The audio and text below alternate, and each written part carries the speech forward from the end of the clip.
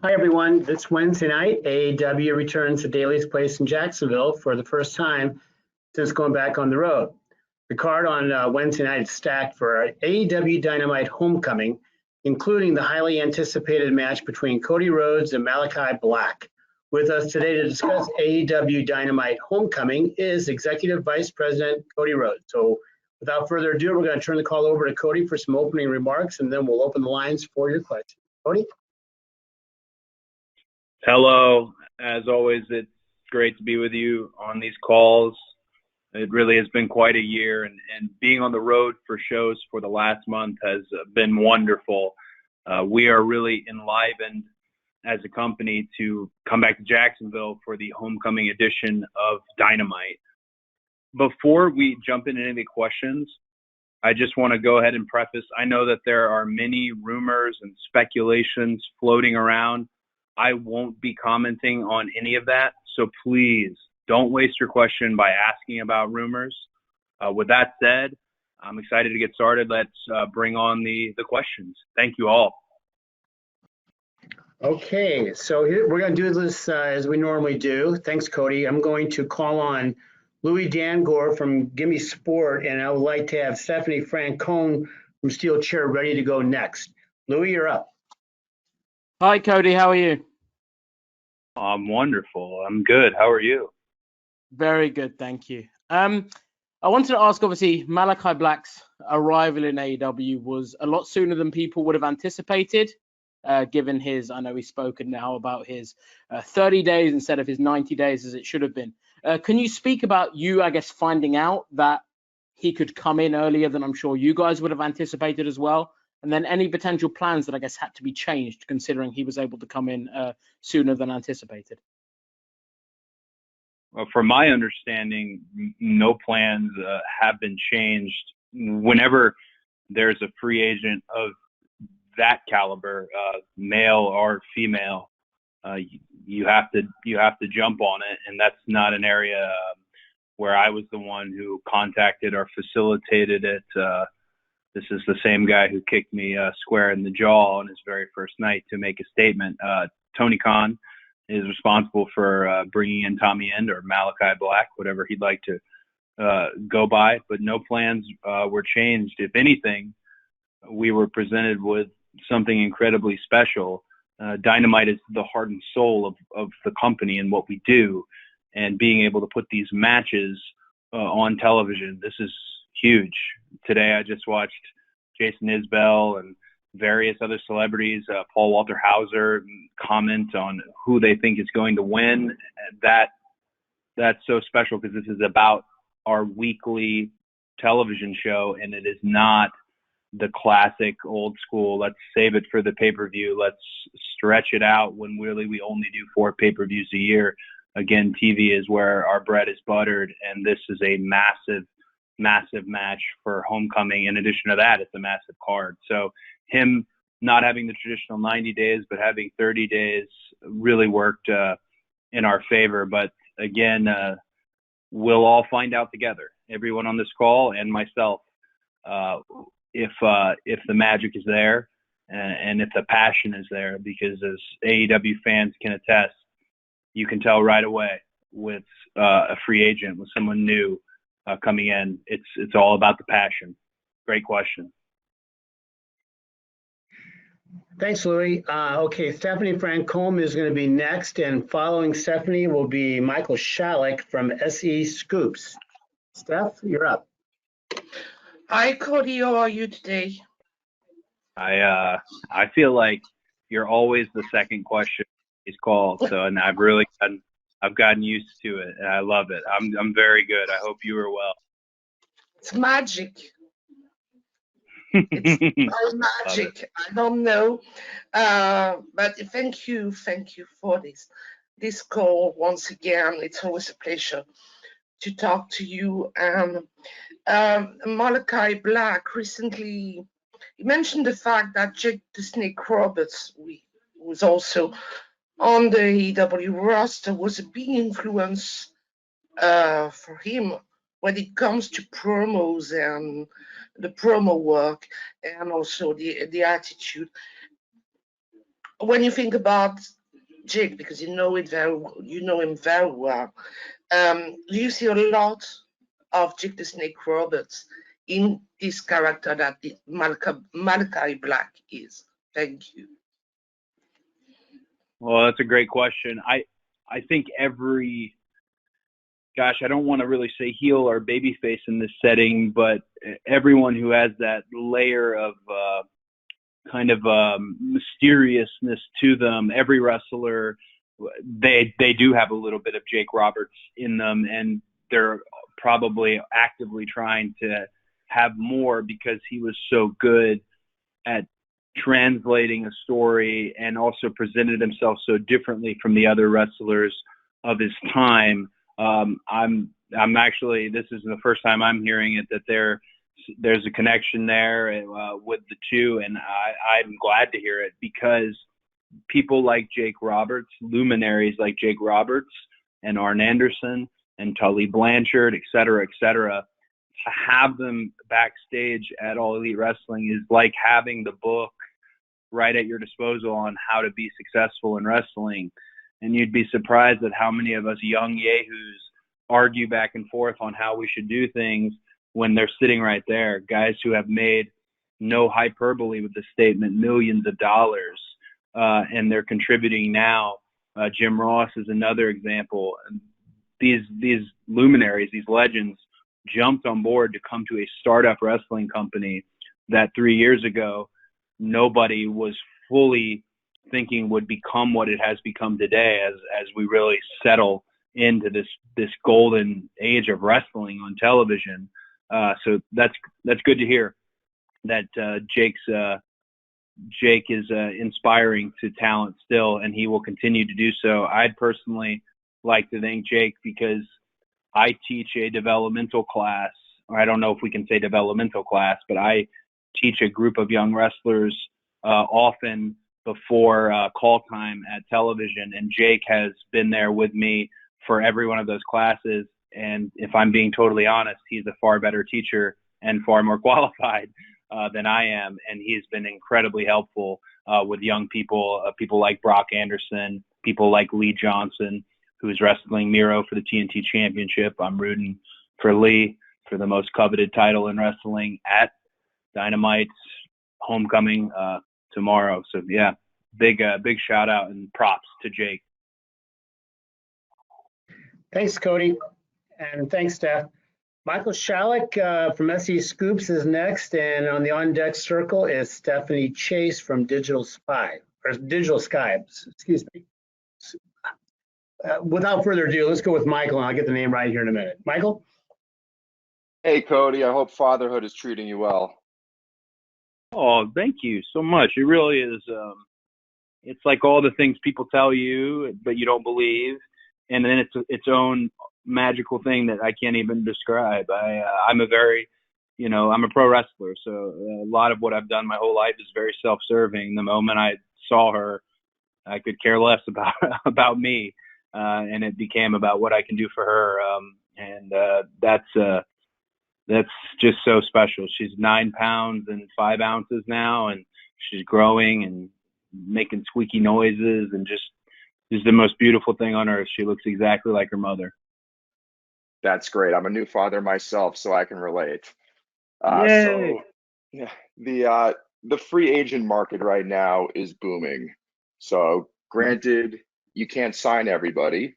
Even with AEW's expanding programming schedule, there's only so many spots on the roster. There's only so much room on the budget. That said, there's certain performers out there where if you're available, it's almost like, how do you not get this person if they're out there? So my question, without speaking about anybody specifically, what is AEW's current appetite for talent acquisition? And is there room to sign 5 more people, or are we pretty much at capacity right now? Well, that's a great question. I think I tell a lot of my peers in wrestling and people who use me as a sounding board and I use as a sounding board, I always tell them you can't wish away good talent, especially when you get in a groove as a talent yourself. And it's not unlike the world that Tony comes from already, the world of the NFL and football in the UK, if there's a free agent out there that can move the needle and be something significant for us, I personally, I'm not saying this from the company perspective, personally, I think you have to go after them. And does that change the landscape of the show and the roster? For sure. But that is one of the areas where, as much as things can get personal, it is business. And no one is immune from that. We're doing wonderful. We have added Rampage coming up on the schedule, of course, and I'm so excited about. I am getting ready to go into a season of the second season of Go Big Show. Road to the Top will be attached to Dynamite. I mean, there's a lot of AEW programming. So room has opened up, but to your point, it's not incredibly that much more room. I don't know the specifics of 5 or 6 or 7 or 3 or whatever. I don't know the number, but if you're asking me, the executive vice president of the company, one of the executive vice presidents, I say the more the merrier. And I also would say it's very fulfilling for me personally as a wrestler, and I hope the Bucks and Kenny feel this way as well. It's very fulfilling to know that 3 years ago, not a lot of people believed in the revolution. The fans believed in it, and that's why it existed. But not a lot of people believed in it, and they weren't comfortable, perhaps, with it. And we set this table, and now new people can eat. And Tony, of course, is at the head of all of that. But that, to me, I have no bitterness in my heart over that. That makes me feel wonderful about a legacy in the professional wrestling industry. The table has been set. New talent can eat. Young talent can eat. And that's great, because I grew up with the wrestling business being the backbone of my family. To be able to leave it better than I found it certainly means a lot. A lot of room to grow, though. A lot of room to grow. Great question. Thanks, Michael. Okay, Stephanie Chase from Digital Spy is next, and following Stephanie will be Chris Mueller from Bleacher Report. So, Steph, you're up. Hi, Cody. Thanks for taking the time to talk to me today. Well, thank you for taking the time to listen to me very much. Thank you. With AEW back on the road now, I was wondering, we saw the show last week. You announced a show for Chicago that's only just a few weeks away. How much has AEW got an idea of their live touring schedule for the rest of the year, all being well with the pandemic? And how close are we to a show in the UK, which people over here want so much, and shows in the West Coast as well, and Canada? How much of that have you guys plotted out, or at least as much as you can with what's going on? Well, domestically, Raphael and Chris Harrington, the EVPs, and Tony Khan, we do have a good layout of where we'd like to go. We also had a lot of shows that would be makeup shows that have now been scheduled and locked in because of the global pandemic and everything that happened to all of us. So we've got a great calendar strung out ahead of us in terms of it's fairly well mapped out. I don't want to give a false number on that, but there's a full touring schedule from East Coast to the West Coast. When it comes to the United Kingdom, I feel like I eat my words on this, but it wasn't my fault that global pandemic happened. But the United Kingdom is a massive part of what we do. It's massive. They are some of the best wrestling fans on the planet. I had always envisioned that match with Anthony Ogogo was meant to happen in the United Kingdom. I just would revel in that whole, fun patriotic battle. But a lot of that is going to fall on what happens with the variant itself, with vaccinations and with health and safety, because we need the fans to be healthy and we need the crew to be healthy. We're able to make changes, as we've seen in the past year, being a company that really led the way in how to do television during a pandemic. So I can't say that it's for sure going to happen, But I can say if you run a wrestling company and you don't intend on going to the UK, then I don't think you really run a wrestling company. So it's in our minds. It's just not on a schedule just yet. But we owe it to the United Kingdom, our partners at ITV, and I hope it's something we can accomplish. Thanks, Stephanie and Cody. Okay, Chris Mueller, you're up next from Bleacher Report, and following Chris will be Jim Barcelone from the Miami Herald. Chris? Hey, Cody. So I wanted to get your opinion on last week's main event with Nick Gage. Just what was your opinion of the match in general? And as an EVP, what's your overall opinion on deathmatch wrestling, and does it have a place in mainstream pro wrestling? Great question. I think the match was as advertised. Chris Jericho, or that night, the Painmaker, and Nick Gage were very clear about a death match and what you were going to get. It went on in the second hour, and it was indeed as advertised. I, before AEW was a thing, had considered doing a death match with Matt. I feel like I'm going to butcher his last name, but Tremont. I had really heavily considered it, and I never pulled the trigger on that. But that was indeed a death match, and I think the answer to your question about does it have a place in television, well, we were the #1 show on cable, and that is a huge honor. 3 weeks in a row, that's a huge honor and a responsibility to our fan base. During the Olympics, we're the #1 show on cable. So yes, I think it does have a place. I don't think it's something you will see often. That's just my opinion as asked for. I don't think it's something you'll see often. And I think it's important that you balance your show out with, sure, there was this death match between the Painmaker and Nick Gage, an unbelievable match. But also there are wrestlers on our roster who try to present a little bit more of a family aspect to what they do, a little bit more clean cut. There are wrestlers that are a little bit more geared towards children in terms of building a younger fan base. And that's really what makes this wonderful buffet of wrestling. So yeah, I do think there's a place for it. I don't think it's something you'll see often on our product, but there's definitely a place for it. And kudos to those guys for putting themselves through that and having a great main event. Thanks, Chris.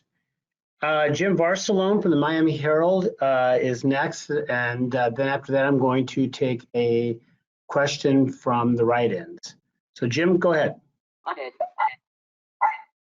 Thank you, Cody. Hey, you mentioned Rampage a little earlier, and I'm curious because AEW Dark and AEW Dark Elevation, two really good shows on AEW YouTube, the presentation of those are different, and there are things that are different about those two shows. And I'm curious if there's anything you could tell us up front about Rampage that will separate itself from Dynamite and the presentation of it and just what we can expect from Rampage. Yeah, that's a great question. With Rampage, we're going to have a bunch of news hopefully coming in the following week. But I can say just a few things about the show itself. One, I think you'll see with the show that it's more centered around the fight itself, the match itself, being that it's a 1 hour program. I think you'll see a little bit more fight forward focus. In addition to that, Mark Henry will be joining the booth on commentary. And I think that's a really fun perspective. I've known Mark for quite some time. I'm very proud of this. I was able to start a community outreach department at All Elite Wrestling, and Mark Henry was one of the first people that I had to have on that team. He would have started his own department if he could, because of his contacts in this world, his ambassadorship all around with various outlets as we go from market to market to do good. I'm very proud. I know it's not exactly on the crosshairs of your question, but I'm very proud of the community outreach group. Thunder Rosa is incredibly helpful. We did wonderful stuff with Salvation Army. Tomorrow we've reached our goal for Wounded Warriors, and many of them will be in attendance at homecoming. Hats off to the captain, Sean Dean. I wanted a bit more responsibility in the company, and this department is an area where I'm really going to sink my teeth in, because I truly believe in, however famous or however you want to put it that you are, your sphere of influence and your ability to positively affect the towns you go to is a wonderful, wonderful thing that you can do for really no cost. So I'm very excited about community outreach, and I'm excited about Rampage, to hear Mark on commentary and to see a show that, to your point, having these different identities with Elevation, with Dark, with Dynamite, it will have its own. I kind of want to break a spoiler, but you know what? What the hell? Every now and then I get in a little trouble. I think, so maybe it's not a spoiler, I think the canvas with the logo in the center, which is one of my favorite things ever, is returning for Rampage. I think. So y'all can all tweet me endlessly if I was wrong about that, but that's as much of a spoiler as I can give you on Rampage. More news coming this week. I'm very excited about it. Thanks, Jim. Okay, I'm going to take a question here from our online submissions from Darren Paltowitz from the Hype magazine. Cody, when Darren had the pleasure of speaking to you about 3 years ago, and he asked you about your original to-do list, and at the time you said that to-do list was pretty much completed. So you created a second to-do list, and then that consisted of All In happening, and All In being an absolute grand slam. So he's kind of interested in your to-do list. What else do you have? What else do you and AEW have, after everything you've accomplished over the past few years, what else is left to do on your to-do list?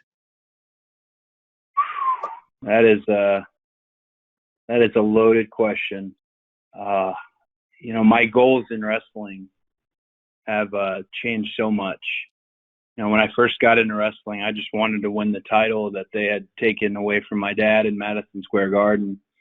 And then time just zoomed forward, and the goals presented to me then were astronomical. To be part of the elite with Matt, Nick, and Kenny and Hangman, and then to have Chris Jericho and John Moxley and Tony actually provide the biggest burst of life in 2 decades for wrestling.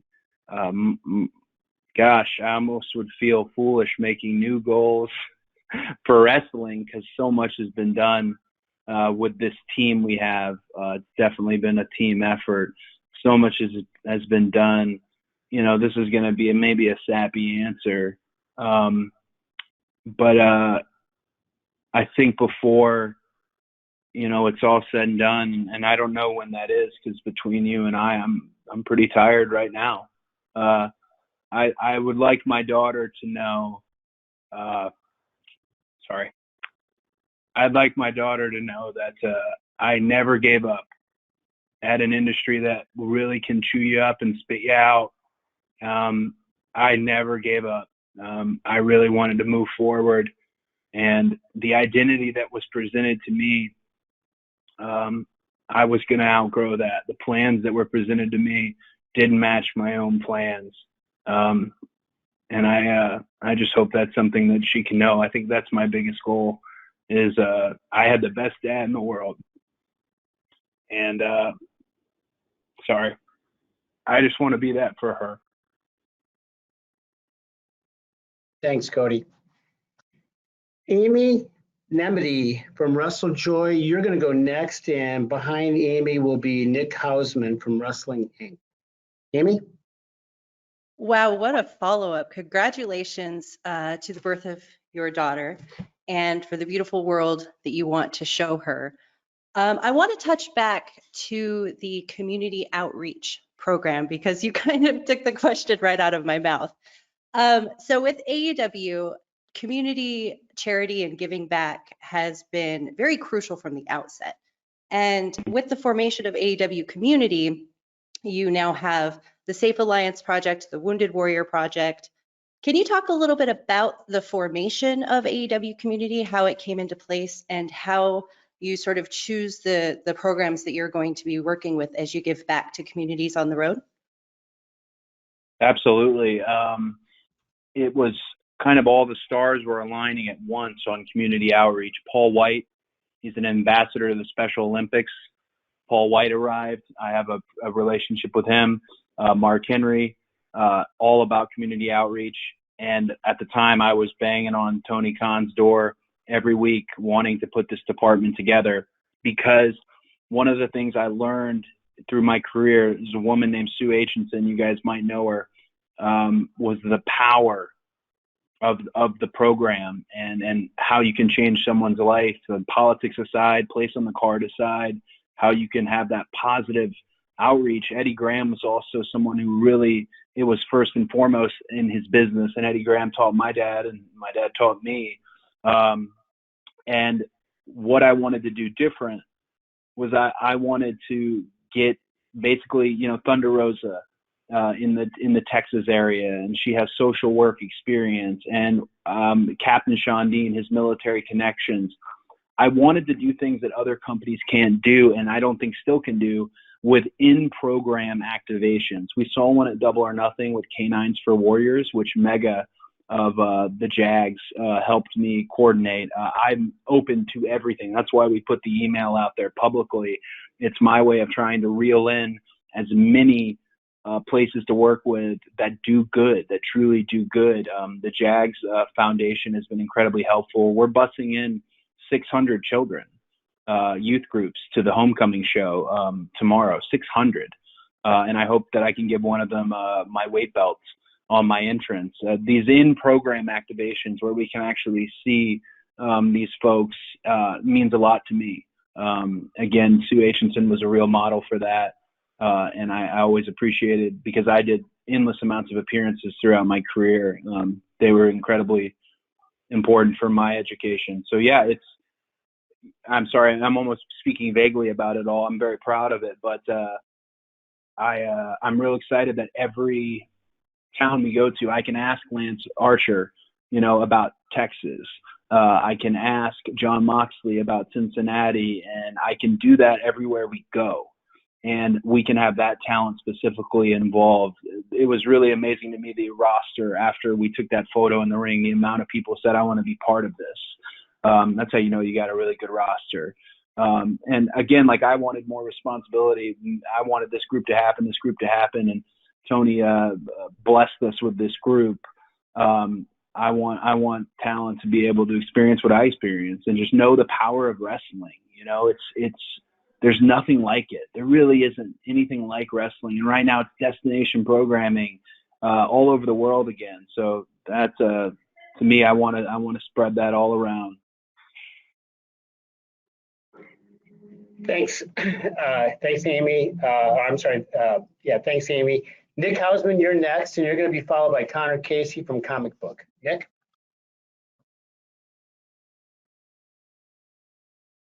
Cody, can you hear me? I can hear you loud and okay, wonderful. Hi, Cody. Thank you so much for taking the time. No, thank you. So I wanted to ask about somebody that I haven't quite heard rumors about yet, but obviously was really jarring. What's your reaction when you see a Bray Wyatt is all of a sudden available on the market? And I mean, do you see a space for him at AEW? Bray Wyatt was, before he was Bray Wyatt, was my rookie at that second season they did of NXT, and the Rotunda family and the Rhodes family, that they certainly go way back. I can't comment on if I see a spot for him when it comes to us, but I can tell you, an incredibly creative individual, an incredibly creative man. And whenever I see someone like that lose their job or move into the next phase in their career, as someone who left WWE on my own, and at the time that was super unheard of to leave, I just always, I can't be everyone's sounding board, but I really want to be. Because, I'll give you an example. I'll pivot away. I would have never thought that Matt Cardona was going to end up being this GCW champion and getting pelted with trash. But I should have thought he would be doing something. And that's kind of to circle back to Bray. I can't comment on if he fits in with us, but I can say if he has an ounce of passion for this, that guy can fit in anywhere because he's a very special, special talent. So that's really all I could say there. Thanks, Nick. Connor Casey, you are up next, and I'm going to follow Connor with a write-in question from Russ Weekland from Hollywood Life. Connor?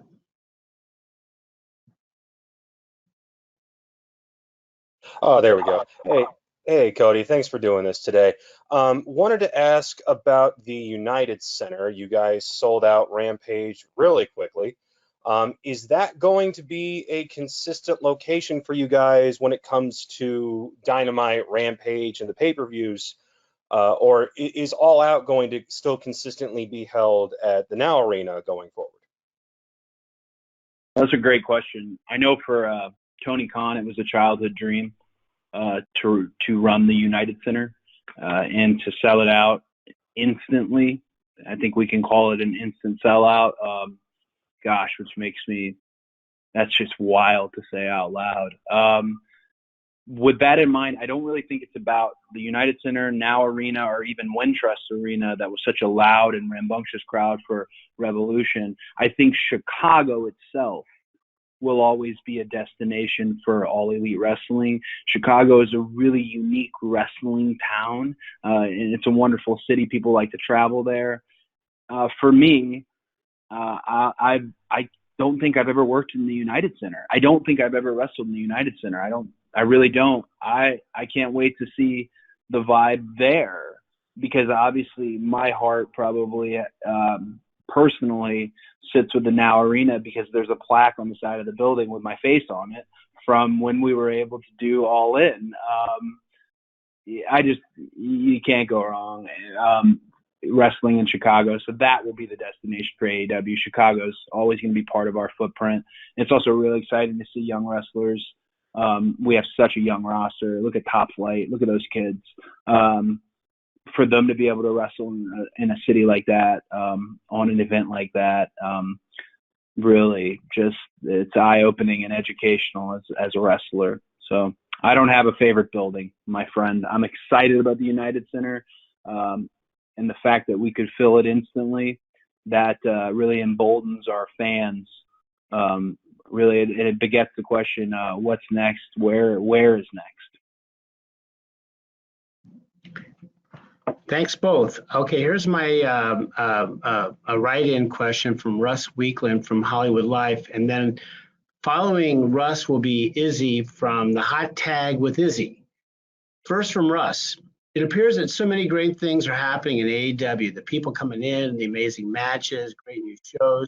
But is there anything that you think needs improvement or needs to be finessed in any way as the months and years continue for AEW's continued success? I'm sorry, is the question, does anything need improvement? Yeah, is there anything that you can finesse or anything you can improve that will guarantee success down the line for AEW? Well, I don't know if we get the guaranteed success, but I can tell you that one of my favorite jobs I have at All Elite Wrestling is every now and then I will coach 1 to 2 matches a night. And when I'm the coach, often I have an incredibly long or non-existent leash when it comes to my matches because I like to retroactively give the notes on, hey, did you hear this? This could have been a good opportunity for that. Hey, I would try this next time. The one thing I do give my talents when I'm coaching a match is, what's your goal? Is your goal to find the floor cams and make good facials? Is your goal to sell? Is your goal to see this thing that you want to kind of what's old is new and take it and present it in a new way, a new move, whatever it may be. So in terms of improvement, I'm always hoping that the talent that I have that night are wanting to improve, and so are all the other coaches. Jerry Lynn is a prime example of, you could go out there and tear the roof down. As soon as you come back, he's going to tell you, hey, you forgot to sell your leg. and just humble you right away. Jerry Lynn, really wonderful coach. My brother Dustin, who I don't put over near enough, coaches the women every week. He has them in the ring far before call time, sweating and just running and gunning, getting reps in. So yeah, since we don't have a live event schedule, since it's TV to TV, it's very important that all the coaches have that mindset of improvement. Tony already has that mindset of how can I improve upon the show last week, and he has great sounding boards. He has the Bucks, he has Kenny, he has myself, he has Jim Ross, Tony Schiavone, people in post-production. Can we improve the production? Kevin Sullivan doing a wonderful job. So yes, there is lots of things that we can improve and have to improve as we continue to move forward. We want to grow. I mean, we want to grow. There's no plans to not grow as a company. I can't pinpoint one thing. I know with the Nightmare Factory, which is my school here in Georgia, the biggest thing we try to get across and improve are promos.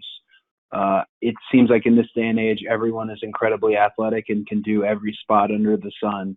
But if you can get people to listen to you, if you can get people to love you or love to hate you, if you can truly connect with them, it should be called connection class. If you can find that connection where they are talking about you, that's the gold standard. That's like being an emotionally available actor in Hollywood. That's it, to have that promo. So that's an area, if I had to focus on anything with improvement, it would be performing in front of a crowd and having them involved in what you do, because wrestling is very much, they have to be involved. You can't have a match where they're not involved, and promos. Thanks, Cody. Okay. Izzy from the Hot Tag with Izzy is next, and following Izzy will be Brian Joyce from Wrestle Talk. Izzy.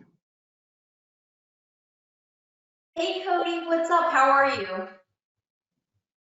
I am good. I see you've been training lately, which it means you've got the bug, and that you're not gonna be able to shake it. So make sure you train safely. Don't do anything stupid. Don't do anything you've never tried before. Just keep at it. It's a wonderful, wonderful business to grow up in. So, hey, best of luck. You're always welcome to come to the school too, if you want to.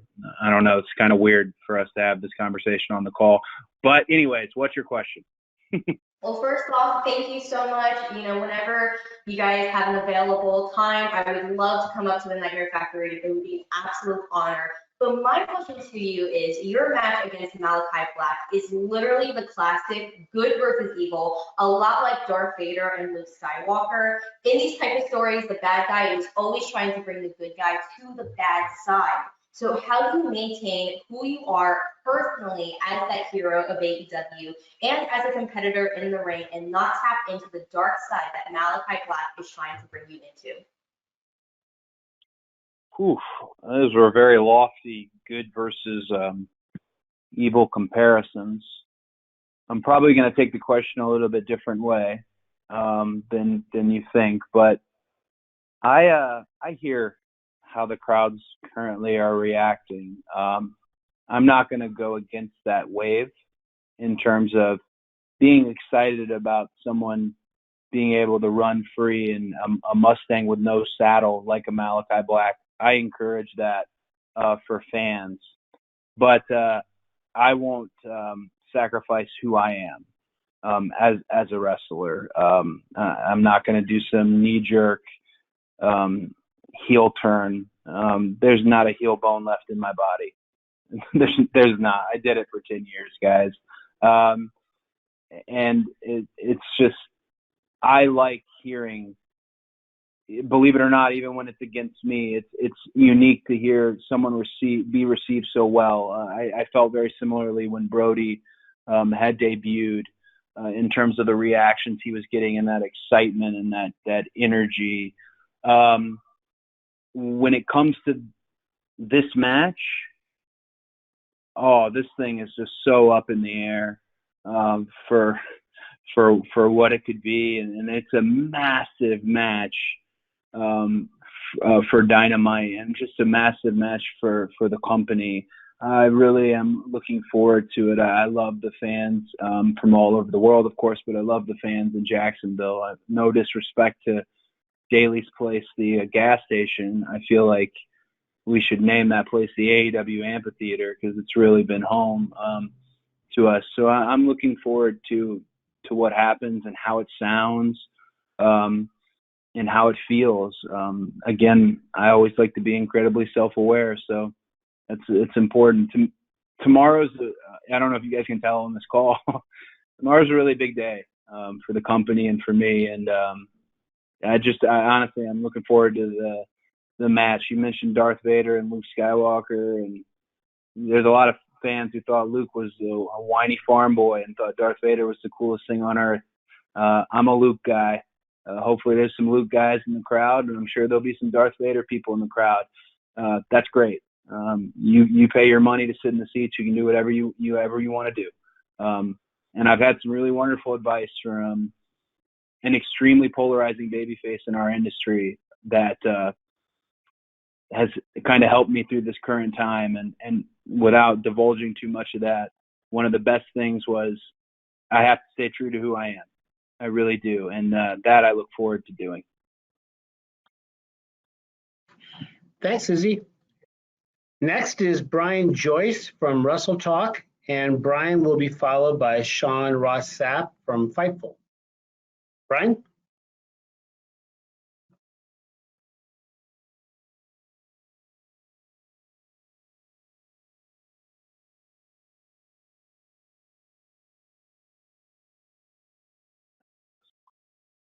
Brian?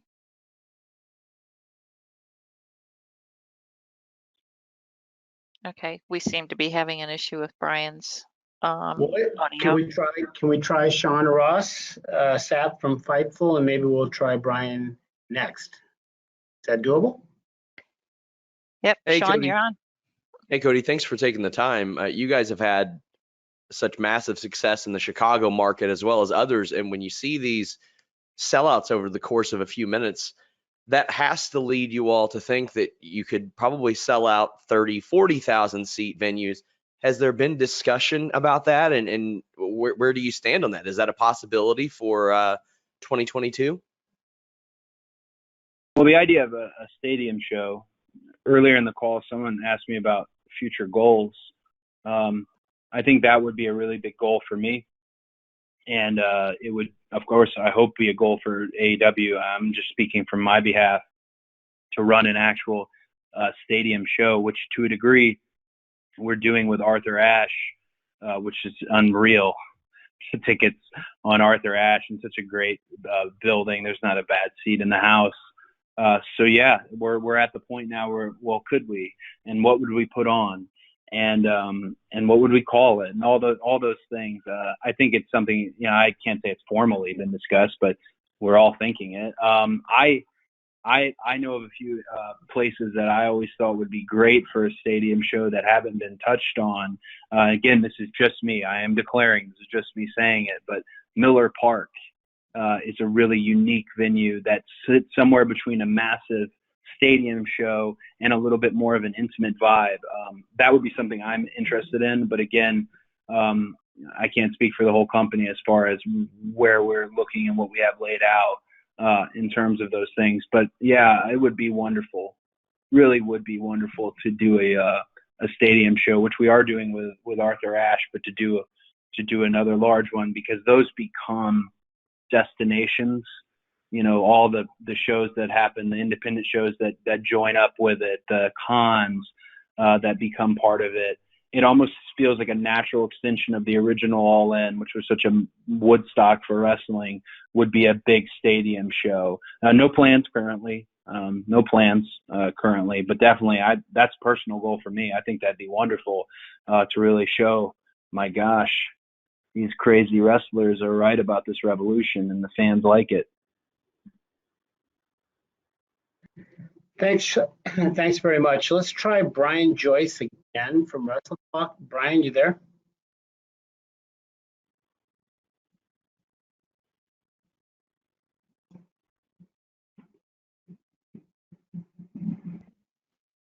I can hear something in the background, but he's not coming across. So, That Brian, might if be you, that might be the motorcycle in the background.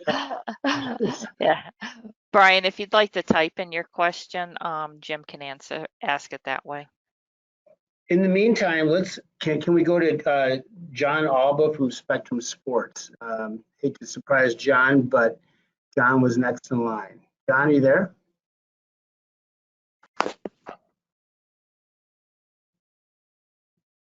I'm always ready to roll, guys. I appreciate that. Cody, thank you for the time today.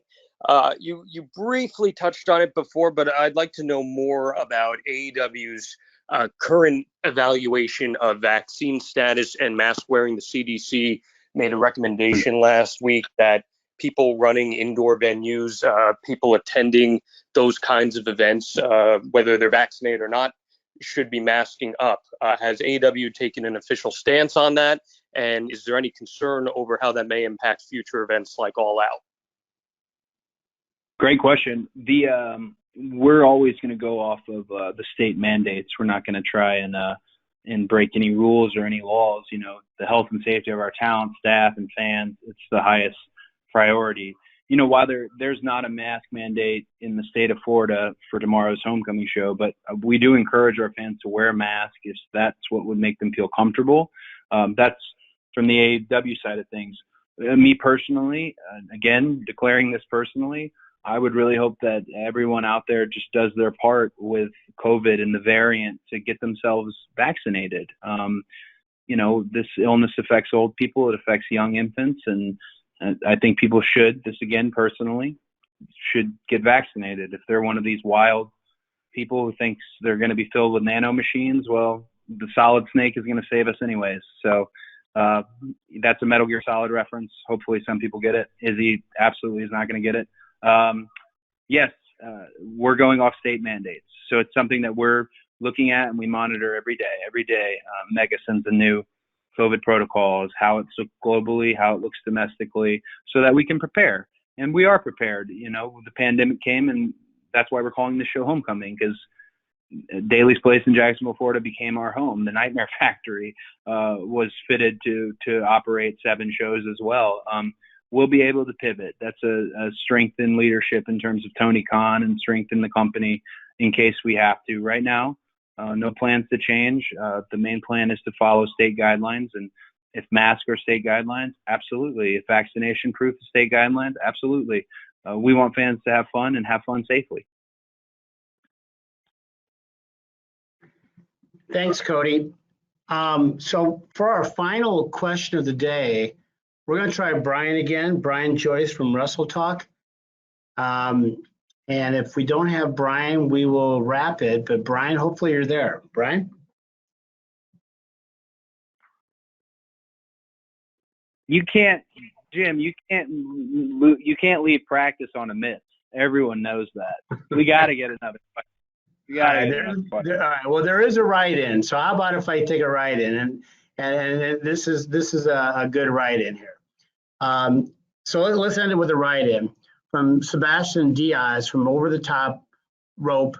Over the Top Rope. Congratulations on the success of AEW over the past couple of weeks, which may have been the most important in the company history these past couple of weeks. How do you keep this momentum going and growing? You know, taking what's happened over the past couple of weeks and replicating it tomorrow, the following week, and the following week? Great question. And I think the answer there is what you see front and center, as much as it's the focus and the priority of the show, what's in the ring. What's very important to keeping the momentum happening is what is happening with the younger talent that's developing not in the ring at that moment, building new stars.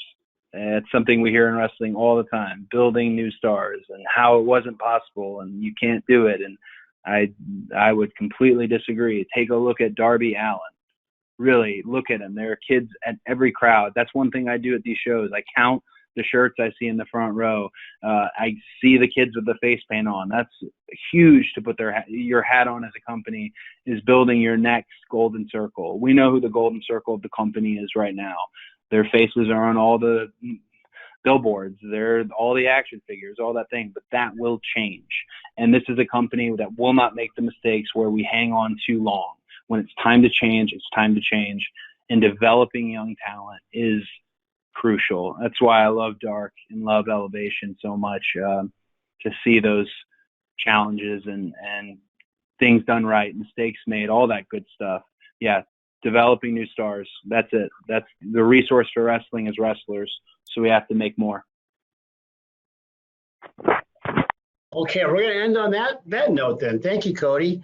And Brian, we hope to get you back on the next time we do one of these. To everybody on the line, many thanks on behalf of Cody Rhodes and just everybody, Tony Khan and everybody at All Elite Wrestling. Per our custom, we're going to be distributing an audio recording here shortly. And again, we thank you. We never take for granted your interest and a real commitment to the industry and certainly everything that AEW has to offer. So thank you very much for that. We're going to wrap it up and we'll see you next time we do this. Thank you, guys. Thank you.